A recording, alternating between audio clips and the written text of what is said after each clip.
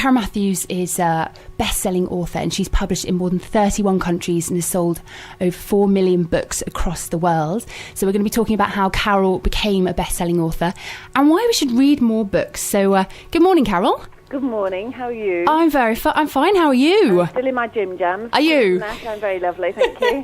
I sometimes come into the studio in mine, actually. So I hear you had to set 3 alarms this morning. I know. I was just terrified that I'd be, deep into breakfast TV or my tea and toast, and I would forget to speak to you. So we set alarms all around the house, so it couldn't happen. Great idea. Carole, did you always know that you wanted to be a writer? No, not at all. I'm sort of from quite a humble background. I'm a working class girl, and I didn't know that people like me could become writers. I was always an avid reader, but writing was sort of way beyond any aspiration that I had, really. So it all came about by a glorious accident and a bit of hard work. Oh, I like that. A glorious accident and a bit of hard work. Get that one in. All right, so tell me a little bit about some of the things that you did then leading up to becoming a writer. Well, when I left school, I moved down to London for my first job, and I was a secretary for many years with many companies who still probably can't find their filing to this day. I sort of decided that I didn't want to be in an office for the rest of my life, which is a bit strange as I've ended up in one every day. But I retrained as a beauty therapist. I went to a health spa called Champneys. People probably have heard of that. Mm-hmm. They have a beauty school attached, and I trained as a beauty therapist and worked in that industry for many years. And while I was doing that, I wrote to Central Television back in the day when daytime TV had just started. So what made you sort of think, oh, I'm going to write into the television? How did that happen? There's just nothing on telly about, it sounds bizarre now, but there's nothing on telly about health and beauty in those days. And I just thought it would be a good idea to have a programme like that. And when I wrote to them, they said, well, actually, we're putting one together. Do you want to come and have a word with us? To cut a very long story short, I ended up presenting on Central Television on a show called Look Good, Feel Great for 3 years. And I had a little slot, which was grandly called a mini-series, but I had a little 5-minute slot on aromatherapy every week. And that was my first writing. That was my first paid job, in that I used to write my own scripts. And I really enjoyed it, and I realised that my forte was actually in doing the scripts and not being on TV. I hated seeing myself on television. So that was my first job, and then from then I started doing freelance articles, mainly on health and beauty, but for anybody that would take it. So it was things like Today's Runner, and I worked for Women in Golf magazine for many years. So it was that's what got me into writing. And one day, again, lovely quirk of fate, I was buying a magazine called Writers' News for market leads, people who were going to be taking articles and things, and they ran short story competitions. So I entered it, and it was the first sort of piece of creative writing I'd done since I left school that I wasn't bullied into doing. And I wrote the story, and I got a little sort of buzz from it. I had nothing to gauge it against, but I actually thought, I think that's okay. Mm-hmm. And I sent it off, and to my great surprise and delight, I won £1,000. Wow! Oh, that's nice. And I thought, this can't be hard. This can't be hard. First story with a grand. And I did the most sensible thing I've ever done in my life, Anna. Instead of spending the money on shoes and handbags, which is my want, I paid to go on a writing course. And I went on a course at a place called Fen Farm Arts, which sadly no longer exists. And I had a week there of being able to develop a book that I started. When I booked on the course, I thought, well, I better start something. So I started a book and was able to spend the week developing it. And the tutor on the course said to me, I think you should send this off. And that became my first book, which became Let's Meet on Platform 8. Mm-hmm. So I think that is a really good point you said there. You invested that money in yourself. Yeah. And that's... Yeah. How surprised was I that I did that? Was it really hard? Were you having to just go, oh, come on, put the money into that? Well, it was sort of, I'd enjoyed the writing. I'd enjoyed writing the scripts, but the short story that I'd written was really the very first piece of fiction that I'd done, so I had no idea whether I was any good at it or not. But I'm really glad that I allowed myself that space to find out that I'm okay at it, actually. So did you, sort of growing up as a child, did you have sort of a real flair for writing then? Were you always sort of doing it as a hobby, or when did you actually sit down and sort of think, actually I quite like writing? Was it quite young, or? No, not at all. I'd say everything that I'd done up to the point of doing that short story had been in the context of doing English at school, and I'd always been an avid reader, and I was an only child and just always had my nose in a book. Right. That was my constant companion. Yeah. But I never had any inkling that I wanted to write. I mean, I did my stories at school, and my mum said they were always hysterical, and I always used to end them in the same way. And then we went home. That was my, sort of key tail off. But I had no aspiration to become an author at all at that point. I didn't know how I would do it. As I was brought up just outside Liverpool, and quite working class area. So you either went into a factory or an office or a bank, and if you had great aspirations, you became an English teacher. So times were different then. Yeah. So it sounds like it all just happened very naturally, and you sort of you the talent kind of shone through, and you were noticed. That's kind of how it sounds to me. Well, I think I was very lucky to have hit I sent off my first manuscript, which was what became Let's Meet on Platform 8. I sent it off to an agent just as the whole chick lit thing was taking off, or romantic comedy, or women's fiction, whatever you want to call it. But God bless Bridget Jones, who was the sort of trailblazer for books like mine. And it hit the desk at the right time, and I'd like to think that hard work has kept me in the industry for 23 books. But at that point, I hit the wave as it was just rising, and I think you do need a bit of good luck and a following wind for that, really. Right time. Hit the right desk at the right time, and you can't buy that, really. No. Now, Carole, I've read some of your books, and I was telling the listeners earlier, there was this book calling at me in a charity shop one day, and I had to have it, and I didn't know I had to buy it, and I read it, and I was like, wow, this is awesome. Have to find out the lady behind this book. And the first book I read of yours was The Only Way Is Up. Oh, right, yes, that was a very popular book, yes. Just glued to it, couldn't wait to get home, had to finish it. But what I really, really, really love about your books is that they're funny, and they're very real, but there's always a life message in them, isn't there? I learned so much from that book, and I could apply some of the things I learned to my own life. And so it really opened my eyes. So how do the ideas happen? Well, I try to have, as you say, I write for contemporary women. I write for women like myself, so I always try and put in there an issue with a tiny, tiny I. They're not sort of beat you over the head books, but I try and have something in there that is something that's either troubling or very common among contemporary women. So the ideas come from all sorts of places. Quite often, sitting next to somebody at a dinner with a glass of wine in my hand, I have to say, and I do like a gossip, and people often tell me, the sort of stories of their lives, and quite often there's, a kernel of a book in there. And one of the ones I wrote recently was called Summer Daydreams, and that's a very aspirational book about a woman doing it for herself. And it came from my friend Helen, who I met through Facebook. Okay. And she's a handbag designer. And her Facebook status was Barbara Cartland. And so I thought, she must be a romance writer. And clicked on her page, and she was a handbag designer. And we just got chatting through that. And a few years later, she designed some handbags for a promotion we were doing for another book called The Chocolate Lovers Club. And we met up. And again, over lunch and a glass of wine, she told me her story, and she started off in a chip shop, and her friends there said to her, you should be doing more than this. And she got the courage to go off to art college, and through a series of hard work, good luck, good management, she now has her handbags in Harrods.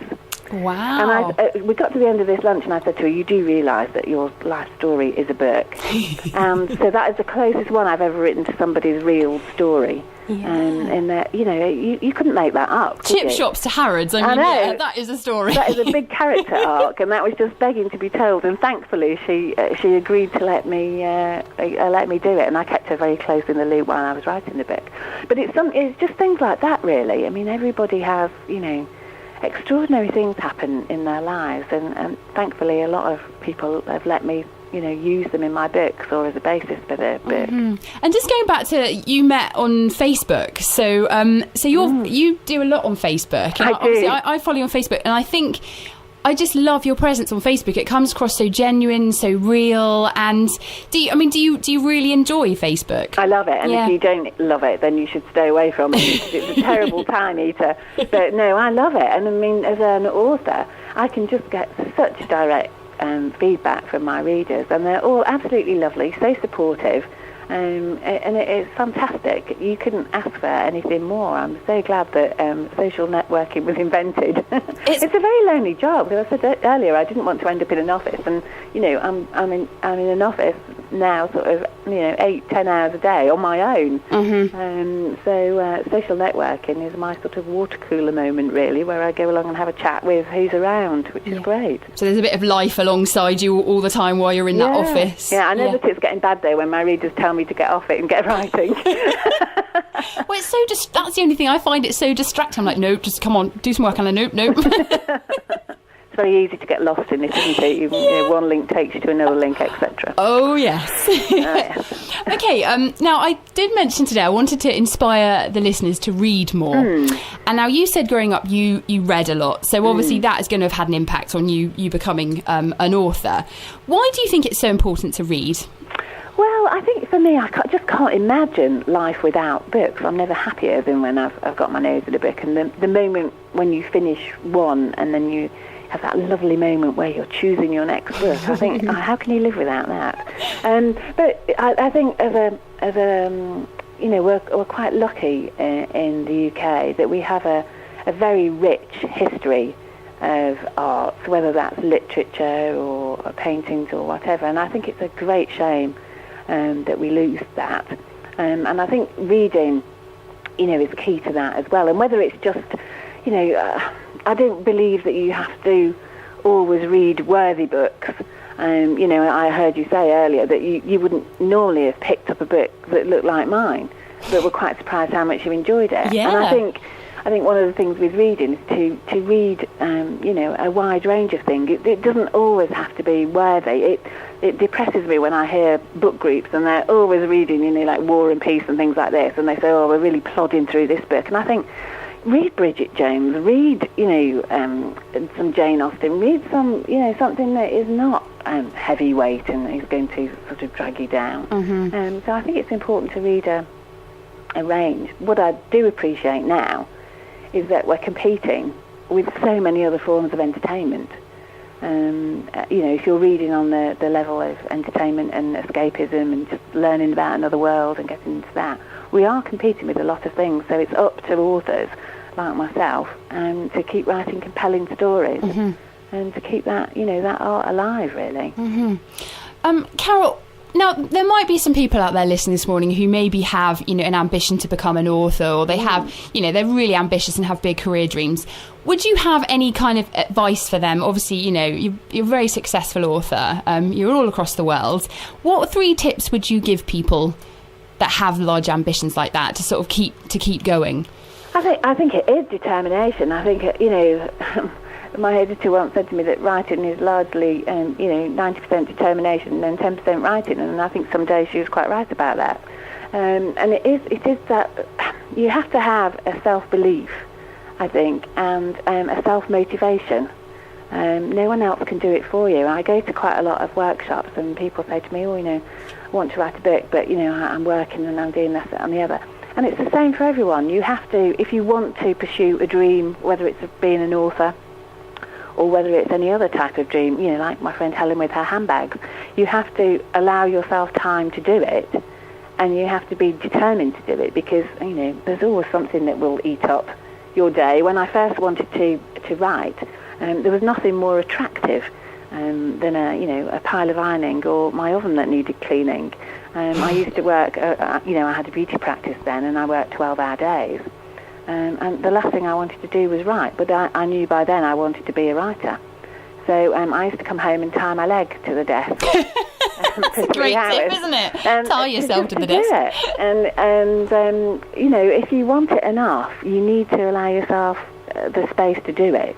Whether that's booking a babysitter for an hour or whatever, just allow yourself. I had a cleaner.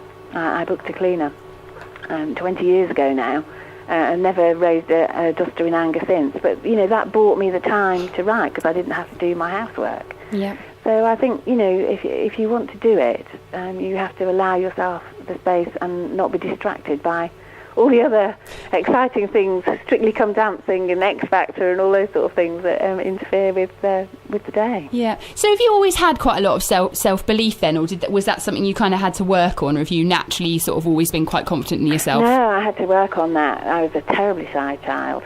I had to work on that. And, the worst thing about being an author is that you have to have a thick skin because you're putting your heart out there. You have to have a thick skin, to stand all the criticisms that you might get, and also have a gentle enough heart to want to write about the issues that face people. So it's still a balance, really. But I would say to anyone that if you have an inkling to follow your dream, whatever that is, just go for it. Don't be, look back in 10, 20 years and regret that you didn't go for that chance.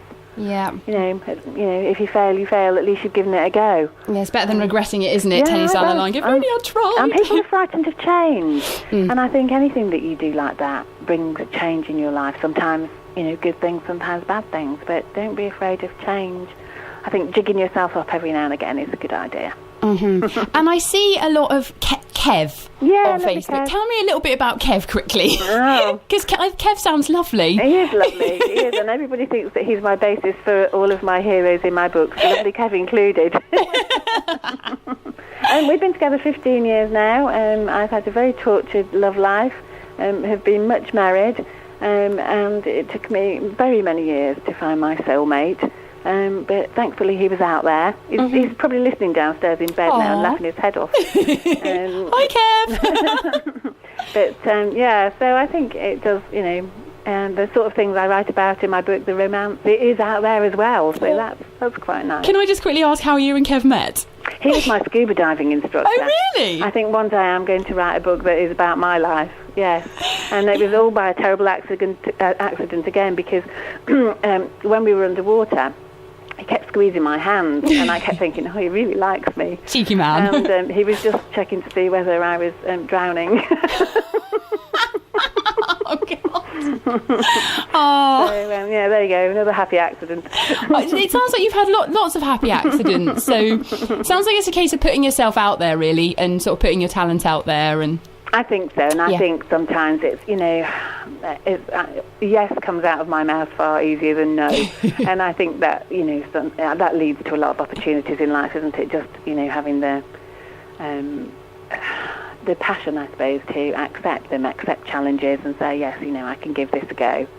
Rather than being fearful all the time. Well, thanks for coming on the show, because I ordered a couple of your books, didn't I? And I was sort of like, P.S., do you want to come on my radio show? And when you said yes, I was like, I was really glad I asked, because I was so intrigued by you. So thank you so much. You don't know until you ask. No, exactly. Right, now come on, you've got a new book out. Tell me about this book. I have. It came out on the hottest day of the year, the 1st of August in hardback, and it's called Calling Mrs. Christmas. So I do 2 books a year now. I do one big summer book, and I do a Christmas book. And this will be out in paperback at the end of October the 25th. Okay. And again, it's got a lovely little life message. It's about, people who have and who have not at Christmas. And just, appreciating what you do have around this time of year. Well, put my order in for a copy, please. Lovely, lovely. And, you're very easy to find, aren't you, on Google, Facebook? Okay, well, thank you so much for joining me this morning. You're more than welcome. I'm going to play out now with The Only Way Is Up, because that was the first book I read of yours, and I recommend to anyone, definitely get The Only Way Is Up, as well as the new book. Oh, lovely. Thank you very much, Thank Anna. you so much, Carole. Have a good day. Bye-bye, you too. Bye. Bye.